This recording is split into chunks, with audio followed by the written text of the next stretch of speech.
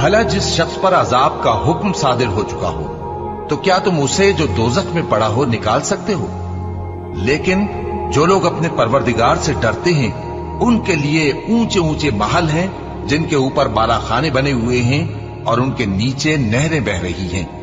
ये अल्लाह का वादा है, अल्लाह वादे के खिलाफ नहीं करता। क्या तुमने नहीं देखा कि अल्लाह आसमान से पानी नाजिल करता, फिर उसको जमीन में चश्मे बनाकर जारी करता, फिर उससे खेती उगाता है जिसके तरह तरह के रंग होते हैं, फिर वो तैयार हो जाती है, बस तुम उसको देखते हो कि जर्द हो गई है, फिर उसे चूरा चूरा कर देता है।